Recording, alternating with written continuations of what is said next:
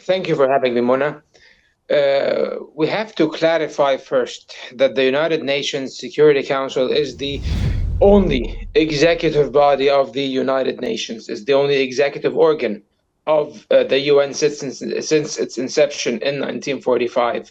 And since it's the executive orders that wields the power, it is a political body before anything else. And of course, the power of the Security Council is exercised by the member states, primarily the five permanent member states: the United States, Russia, China, France, and the United Kingdom of Great Britain and Northern Ireland. These countries exercise these powers inside the Security Council in accordance with their national interests and not in accordance with so-called international responsibility of any sort, or international legal or moral responsibility even. So when it comes to Gaza and Lebanon and the occupied Palestinian territories in Lebanon, and the common feature of all of this is the Israeli aggression against these countries, the United States never shied away from exercising its veto power inside the United Nations Security Council in order to protect Israel.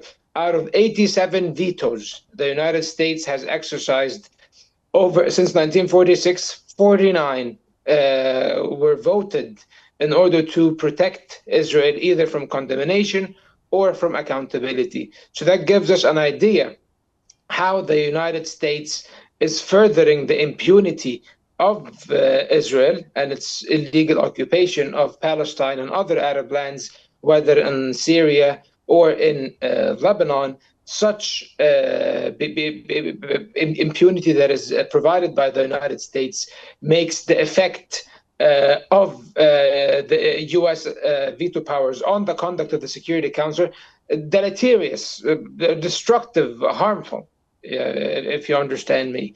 So I think it renders it in such situations that it should exercise its powers in times of war, on conflict, on many occasions. It renders it useless and powerless. And even when the United Nations Security Council issued resolutions before that, one of them a few months ago that obligated Israel to, and the other parties called for a ceasefire.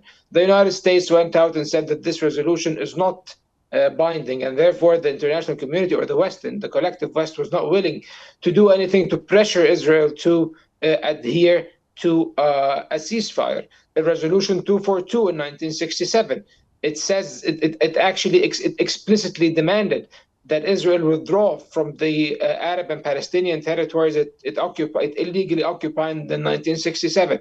So far, this resolution was never implemented. So this gives us an idea of how affairs are run inside the Security Council, Mona. Well, let me here welcome our second guest, Professor Majid Boudin, who is a professor of international law from Paris.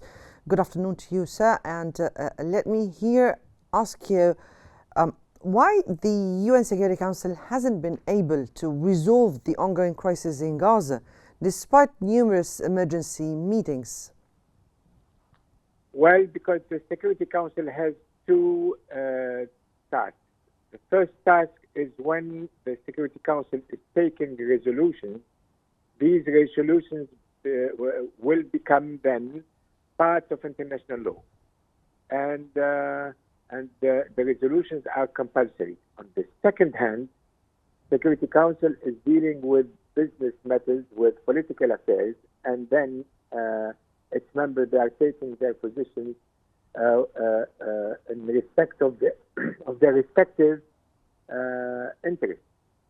And the main thing that should happen is that the Security Council must take its resolution on the base of international law. But when we see the Security Council members taking the resolution only to satisfy their state individual interests, then we go out from the duty to make application of international law. And therefore, we have failures. The Security Council is normally obliged to make application of international law in equal terms to everybody on the same ground, on the same level, and to have law be applicable to every party.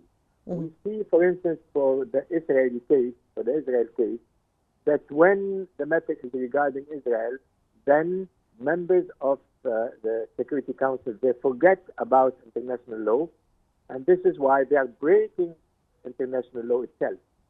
And this is why the recommendation that the world must do and to the Security Council is to recall to each member of the Security Council to make full application of international law. And the failure to make application of international law is a breach of international law. And members of the Security Council are also liable for breach of international law.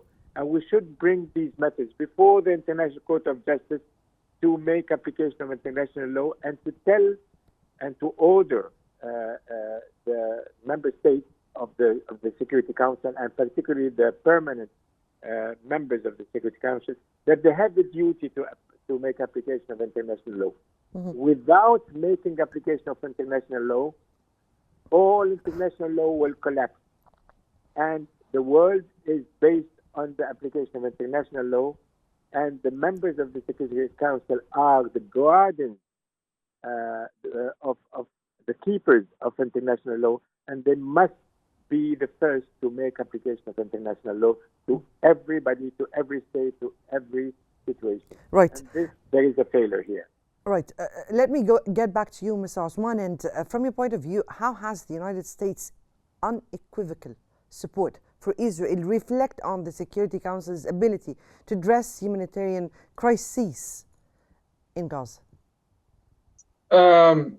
Of course, again, it was detrimental. It was harmful because it basically rendered the UN Security Council unable to compel Israel or obligated to facilitate the access of humanitarian workers and humanitarian aid into the beleaguered Gaza Strip. It all depended on the will of the Israelis and how much aid they are willing to allow in, which aggravated the humanitarian crisis, making it one of the worst man-made humanitarian crises in the 21st century.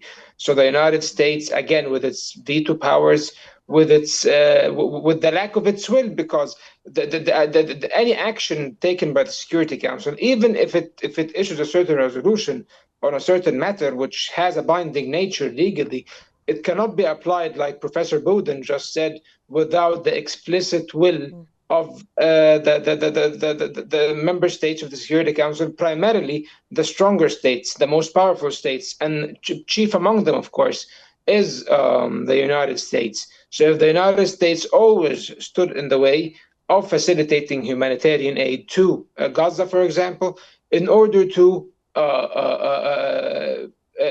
secure Israel's impunity and its ability to flee or evade accountability. But Professor Bowden, from your point of view, don't you think that this inaction regarding many of the Middle Eastern crises from the UN Security Council reflect on this world body credibility and legitimacy? Of course, and we have to maintain the credibility and the legitimacy of the Security Council. It's a very important piece, part in the component of the security in the world. But if there is a failure within that mechanism, it doesn't mean that we have to throw out this mechanism. To the contrary, we have to consolidate this mechanism by calling on the permanent state members to make application of international law, because inaction is already a failure. To act and to commit an illegal act, it can be a positive act, which is an illegal act, international illegal act, but also to not act, to fail to act, to omit to act is also an illicit an internationally illicit act. Therefore, what certain members of the Security Council are doing by or not doing, by omitting to protect the weaker party in a conflict, is by itself a failure, and it's by itself they are liable for that. We have to go to the International Court of Justice to ask them to recall by an advisory opinion, and this any state can do it, to ask by an advisory opinion, like what South Africa has done in this in the Israeli attack on Gaza. We have to find a state who will go to the ICJ and to ask them to give an advisory opinion, which is compulsory, and to tell the member states that they have to apply international law in their resolution, and to draw the resolution based on international law.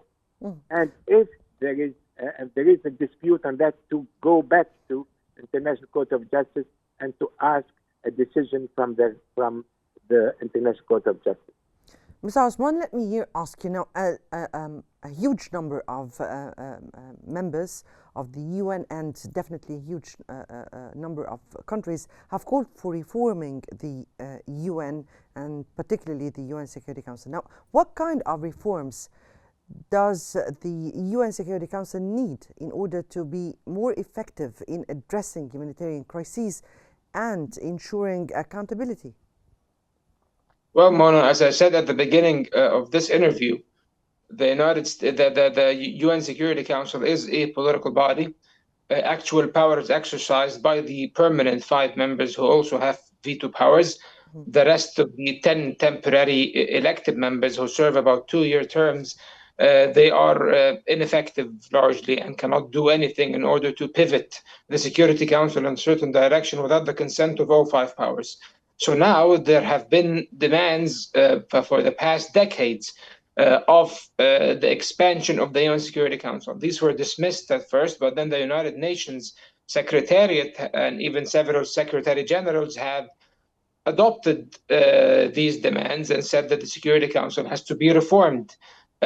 Some countries offer conditional support. The United States very recently, in this Biden administration that will leave in a couple of days, said that it's willing to engage in the reform of the Security Council. And by reform, and even Russia supported that, the United Kingdom and France gave lip service to that. However, when it comes to action, none of these very powerful nations are willing to share their power with anyone else. And this is how states function in general, at least from the realist perspective of international relations.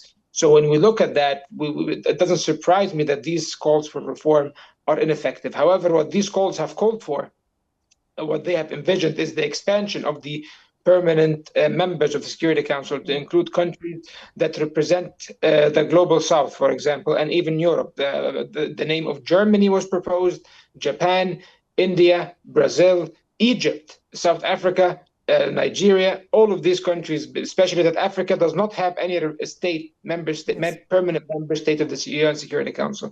However, it all depends on the will of the Great 5, and the Great 5 will never give up power, in my opinion. So we're speaking here about the will.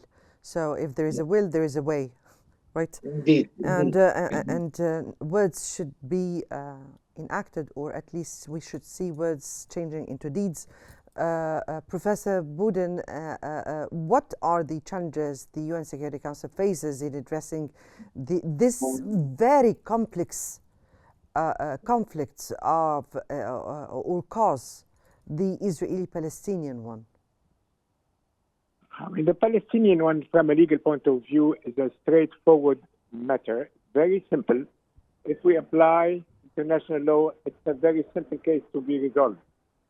The problem is that in this matter, we don't apply international law. This is the key point. So we have to face those states whom they don't want to apply international law, and to bring them to apply international law. This case is very simple. It's there is a resolution. There is resolutions of the United States since 1947, 48, etc., 67, and we should make application of these conventions, of these treaties, of these resolutions, and then we apply the basic rules of international law, the international customary law, and the matter can be resolved. The problem is that there are interests that are taken on board which are against the law, and people are closing their eyes, meaning that they don't want to make application of international law on these matters. And this is why there is a feeling of strong impunity, non-accountability from the part of Israel. And this is the reason why this war is continuing. Mm. And now the public opinion have seen that, and this is a strong pressure on states, but it's not sufficient. And the second tool is the recourses to go to the judicial bodies of the United Nations, International Court of Justice, the International Criminal Court, but we have to. The only way is to request and to push, and we have means to push to make application of international law. Mm-hmm. There is no other way, pacifical way to do except that. But the path is there, the tools are there, the means are there, and we can continue to do it, and we have to do it. Mr. Osman, from your point of view, what ways can the civil society and non-state actors contribute to a more effective multilateralism within the framework of the United Nations? Well, Mona, do you want me to be honest with you? Yes. Okay, nothing. They can do nothing about it because this is a matter of international relations. This is the matter of power politics between the different power makers in the world. Indeed, so, but we're speaking here about a world body that should be representing the whole world. No, the populations, the peoples of the states. So yes. There are non-state actors, there is a civil society, there are populations who needs their voice to be heard. In which way? Yes, their voices can only be heard through their governments. And believe me when I tell you that in even countries where it is permissible that they voice their aspirations and their anger, they would rather use the time to address their domestic issues, as we always see, rather than going on a quest to make the entire world a fairer place. I wish the world was a better place than what I'm telling you now. However, that is the reality of things. Yes, there are non-state actors, there are civil society organizations all over the world that are very active and very influential. However, none of them enjoy a seat on the table. None of them are even UN members. None of them are even a subject of international law, a subject of public international law. And even Professor Boudin can support this assessment, and according to international law, is a state or an intergovernmental organization that is composed of states, of governments, so unrecognized states too, not only just states. So that's how things are. So I believe it's very far. Maybe in several countries, there are actually NGOs in the United States, in Japan, and many other countries around the world that do advocate for a fairer international system. However, what did they do so far? They have been active since the times of the Cold War, since the 1960s.